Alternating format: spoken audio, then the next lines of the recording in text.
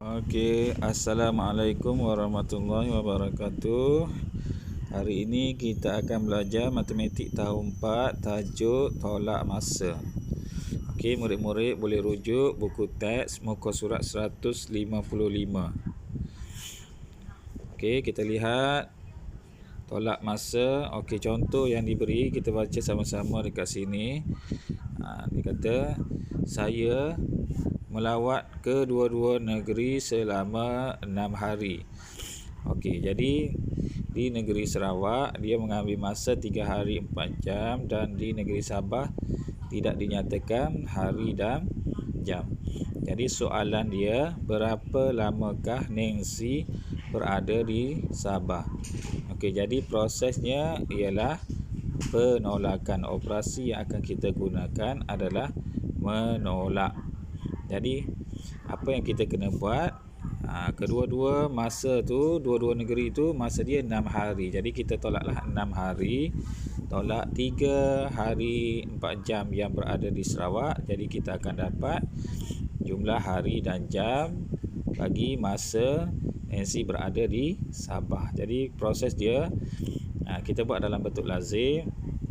Di bahagian hari 6 hari, tetapi di bahagian jam adalah sifar sebab tak ada. Okey, jadi tukarkan 1 hari kepada 24 jam. Kenapa? Untuk menolak unit jam, sebab dia tak ada, dia kosong, dia sifar. Jadi pinjam daripada 6 hari jadi 5 hari, manakala pergi kepada jam dia akan jadi 24 jam. Okey, seterusnya baru kita tolak 24 tolak dengan 24 tolak dengan 4 dapat 20 dan 5 tolak dengan 3 dapat 2. Okey, dekat sini. Okey, seterusnya kita pergi ke contoh yang kedua, 4 hari. Okey, ni 4 hari 2 jam tolak 1 hari 16 jam tolak 1 hari 9 jam. Jawapan semua nak dalam jam. Okey, jadi maksudnya yang terakhir kita akan tukar kepada jam lah. Okey, tolak ni maksudnya tolak berturut-turut, tolak dalam bentuk lazim seperti biasa, tolak secara berturut-turut. Okey, buat dulu yang pertama ni. Okey, dapat 2 hari 10 jam. Kemudian tolak pula dengan 1 hari 9 jam. Kat sini kita dapat 1 hari 1 jam. Okey, 1 hari 1 jam, tengok dekat tips ni. 1 hari 1 jam. 1 hari ialah 24 jam dan 1 jam tambah jadi 25 jam. Sebab tu bila dapat jawapan 25 jam. Okey. Jadi daripada situ kita tahu bahawa penolakan ni adalah kita kena susun dia dalam bentuk lazim dan kita akan proses menolak mesti kalau tak cukup seperti dekat sini ni.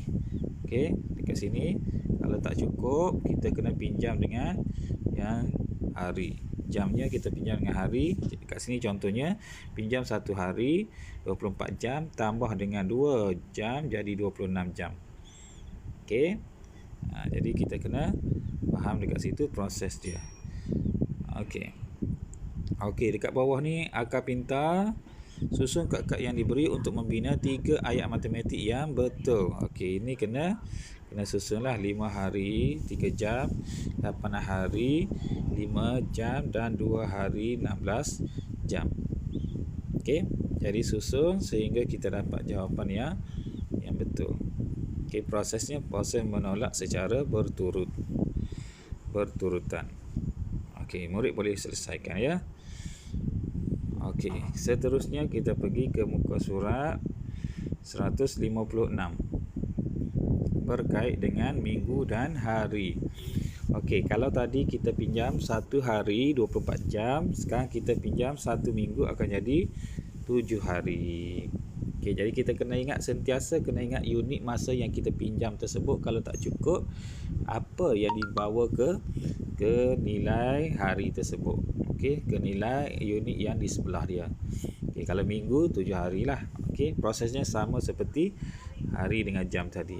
Okey, mesti buat dalam bentuk lazim. Okey, seterusnya berturut-turut. Tolak berturut-turut pun sama dekat sini berlaku. Tolak, kena pinjam. Okey, pinjam dari sini jadi 7 minggu, dekat sini jadi 7 hari. 7 tolak 2 dapat 5. Okey. Seterusnya tolak dekat sini. Okey, dapat 1 minggu. Tukar kepada hari jadi 7 hari. Okey, tahun dan bulan pun sama proses penolakan. Jika tak cukup, kena tukar bahawa 1 tahun ialah 12 bulan dan 12 bulan tambah dengan 7 bulan jadi 19 bulan. Okey. Jadi itu proses dia. Jadi bila dah 19 bulan baru boleh tolak dengan 9, dapat 10 bulan. Sebab tu dapat jawapan 8 tahun 10 bulan. Okey. Satu lagi soalan akar pintar, nyatakan beza usia bangunan dalam dekad dan tahun. Okey, ni dia bagi soalan dalam masanya adalah dalam tahun, 110 tahun dengan 92 tahun. Tapi kita tukar kepada dekad dan tahun. Okey, kita tukar kepada dekad dan tahun dekat sini. Okey, prosesnya sama seperti minggu, bulan dan juga jam dan hari.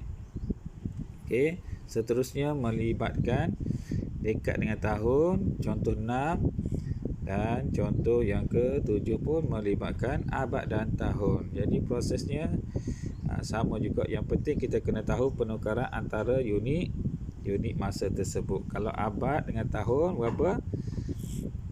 Satu abad sebanyak 100 tahun. Okay, kalau pinjam dekat sini contohnya, pinjam 1 abad dekat sini. Dekat sini kita pinjam 1 abad. Tapi bawa mari sini akan jadi 100. Tambah dengan 20 jadi 120 tahun. Tolak dengan 36 dapat 84 tahun. Okey, jadi murid-murid boleh selesaikan latihan uji diri pada muka surat 157. Okey, semoga berjaya selesaikan dan hantar kepada cikgu dengan keadaan yang segera.